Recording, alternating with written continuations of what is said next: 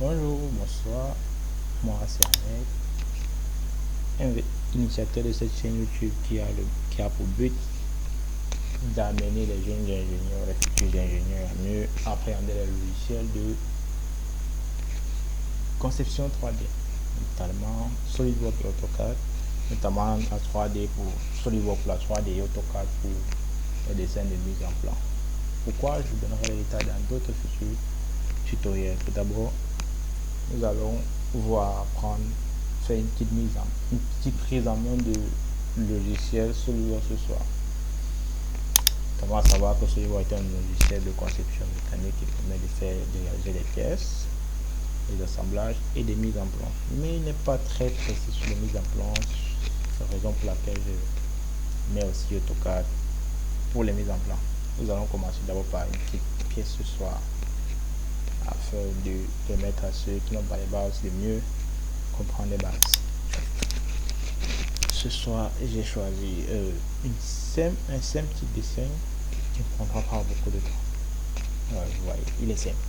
Et tout ce que nous devons d'abord savoir, c'est que pour mieux comprendre le dessin 3D, il faut d'abord comprendre ce que c'est qu'un dessin. Un dessin est un outil qui permet de communiquer dans certains jargons. Naturellement, le jargon tel que le génie civil, la mécanique, l'électrotechnique, l'électricité, même puisqu'en électricité, on utilise les dessins pour le schéma de câblage et tout.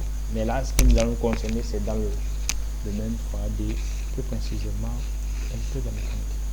Je ne dirais pas, oui, la mécanique. Bon, nous allons une fois nous lancer dans le bain et voilà ce que nous allons réaliser ce soir. Nous avons 3 vidéos, ça va une vidéo face, une vidéo dessus et une vidéo de droite. Okay. Et là nous avons le dessin 3D. Bon, pour cela, il serait normal et préférable de commencer par la vue la plus simple et voir c'est celui-ci, puisqu'elle ne présente pas trop d'énigmes, on voit directement ce qu'il y a à faire dessus. Et si elle est aussi celle qui a le plus de code, donc il serait plus simple de commencer avec elle. Bon, nous allons y commencer. Nous allons commencer au temps. Et surtout, n'hésitez pas à liker, à partager ma page. Merci. Bon, dans un premier temps, nous allons choisir, vu que c'était la vue de face, nous allons prendre la vue de face, la vue la plus simple à réaliser. Nous allons y placer une esquisse. Une esquisse est un élément du logiciel qui nous permet de passer dans l'espace 2D afin de faire des dessins de. Ok, là nous allons commencer. Il n'est pas nécessaire de vouloir faire un très joli dessin au début, puisque avec le temps on met des contraintes qui permettent au dessin de respecter certaines exigences. Alors, nous allons commencer par faire un petit truc assez simple avec l'outil de ligne que nous avons sélectionné au début. Ne vous inquiétez pas si vous faites des lignes qui ne sont pas droites, il y a des outils et des raccourcis qui permettent de faire qui permet de mettre les contraintes. Là nous avons fini avec notre vue de face. Vous voyez, il était très simple.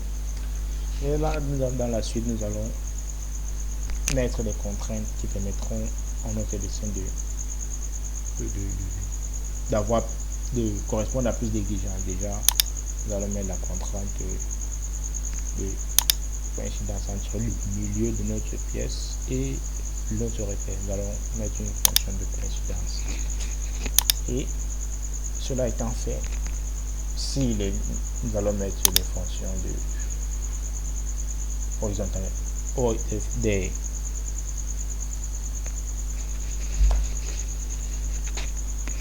des lignes horizontales et verticales quand il sera nécessaire. Ok, là la deuxième étape c'est de mettre des codes sur le dessin.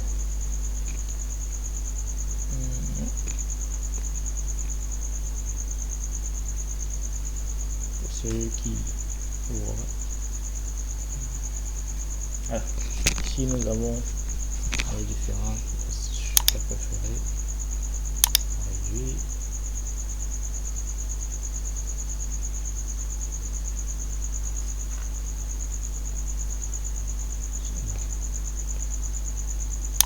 En temps en temps, nous allons faire un petit switch pour voir ce qu'il a là. Ok, là nous avons les différentes dimensions. Une hauteur de 20, une longueur totale de 98, 14, 70 et 14. Ok.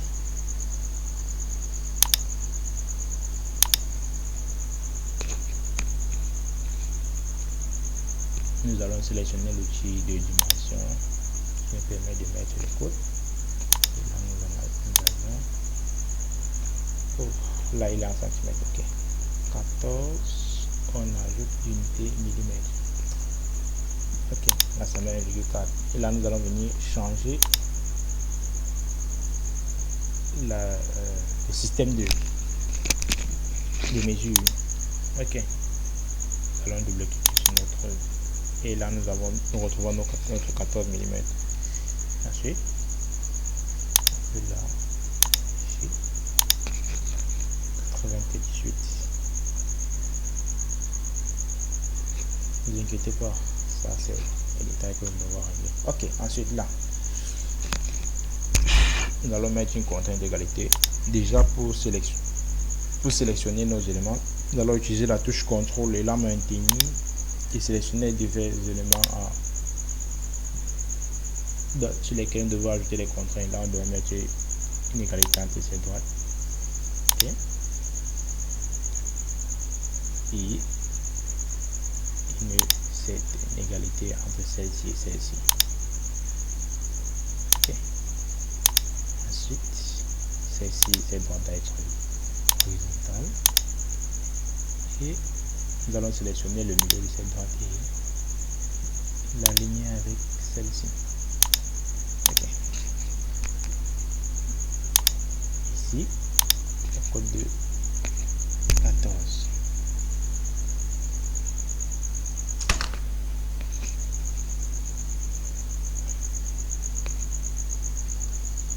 Et là, la code de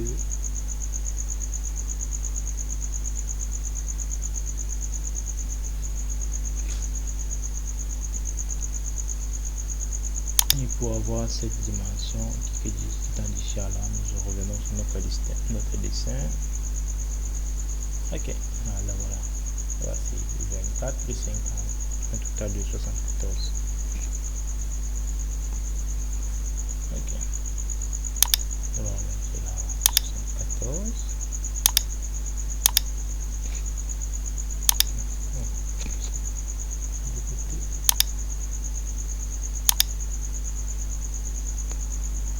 Là, bien 70.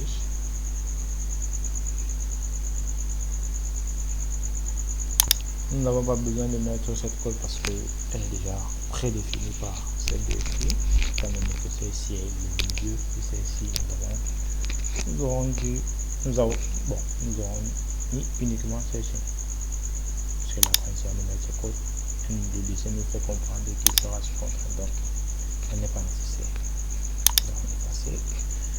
Et ensuite, il nous reste cette hauteur-ci à déterminer, qui est de 21,42 partant de cette surface. Ok, 42. Ok, c'est fait. Et là, il manque cette hauteur de 20 que nous n'avons pas mis.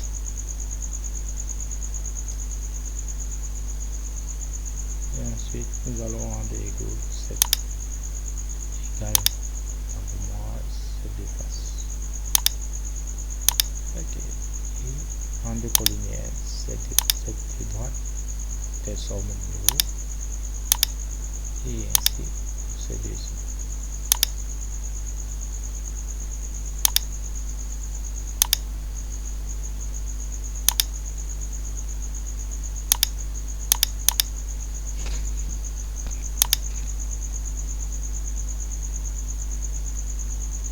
Et ensuite, il y a cette petite dimension ici qui est, je crois, de 5. Ok. Là, Cela étant fait, nous allons passer au volume d'épaisseur. Nous allons utiliser la fonction sage. Bon, je vous conseillerais d'utiliser le brossage à plan milieu, c'est pour avoir un volume, une épaisseur sur les deux directions, les deux sens autant pour moi. Là nous avons quelle épaisseur? Une épaisseur au total de 42.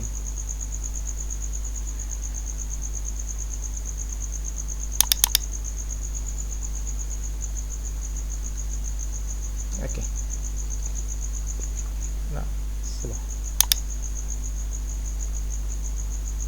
Dans le premier temps, voilà ce que nous avons. Ok, nous allons continuer et parce qu'il manque 3 faire. Nous allons mettre notre esquisse sur cette face. Ensuite, dessiner un cercle. Il n'est pas nécessaire de dessiner les deux. Et ici, nous avons une cote de 24 entre ces deux ici.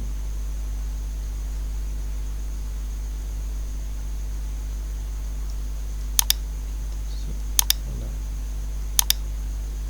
24. Et qui est au milieu, nous allons mettre, après cela nous allons aligner notre milieu de cercle avec notre centre. Et il ne reste plus qu'à mettre le diamètre qui est de 12. Ok, cela étant fait, pour éviter de redessiner le même cercle, nous allons tout simplement dessiner une ligne de construction qui nous permettra de faire notre symétrie. Là nous allons cliquer sur la fonction de symétrie, sélectionner le cercle, sélectionner la droite et valider cette fonction. Et là nous avons terminé avec le cercle de diamètre 12.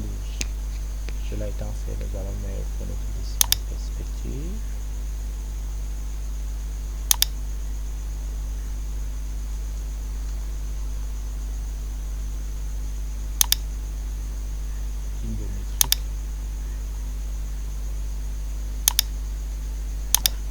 Ensuite, nous allons venir là et utiliser la fonction extruder cut en anglais et enlèvement de la matière extrudée en français. Nous allons enlever la matière à travers tout. Ok. Là, nous avons nos deux cercles. Et ensuite, les deux cercles sont faits. Et ensuite, il manque notre cercle principal qui se trouve ici. Nous allons mettre l'esquisse dessus.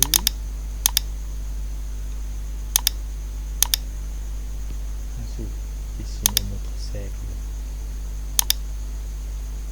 Un premier cercle dans un temps. Et un deuxième cercle pour l'arrondir. Et nous allons rendre ce cercle et cette droite tangente. Et ainsi que celui-ci, cette tangente. Ensuite, aligner le cercle comme ça. Ok. Ensuite, il ne manque plus qu'à mettre la dimension de notre cercle qui est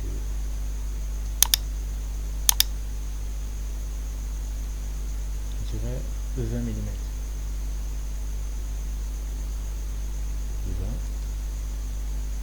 Ok. Là, pour avoir notre forme arrondie de la fin, nous allons venir sélectionner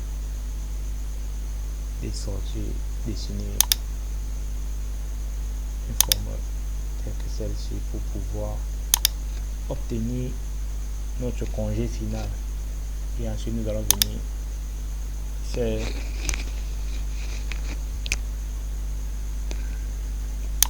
nous allons sélectionner l'outil d'ajustement qui est celui-ci, venir ajuster notre cercle et ensuite nous allons mettre la vue isométrique pour voir quoi utiliser ça. Voilà,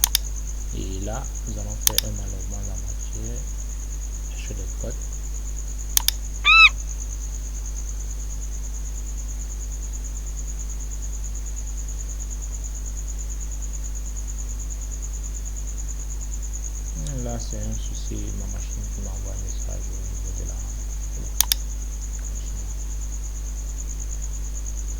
Nous allons enlever durant sur tout, à travers tout. Ok. Et là, nous avons terminé avec notre premier tutoriel. Pour ceux qui ont des questions, n'hésitez pas à laisser un commentaire pour que je puisse améliorer ou retirer certains éléments au prochain tutoriel. Et pour ceux qui ont peu importe le souci que vous avez avec SolidWorks, quelle que soit l'année, vous pouvez m'écrire, je ferai un tutoriel là-dessus pour y remédier. Et de temps en temps, je partagerai avec vous des petites astuces informatiques, telles que comment optimiser la vitesse de son ordinateur si elle devient lente, comment initialiser, comment faire le choix du logiciel SolidWorks à installer en fonction des caractéristiques de la machine. Tout cela dans les prochaines vidéos et en fonction de vos commentaires, je vous répondrai. Merci, à la prochaine. N'hésitez pas surtout à liker et à partager. Merci.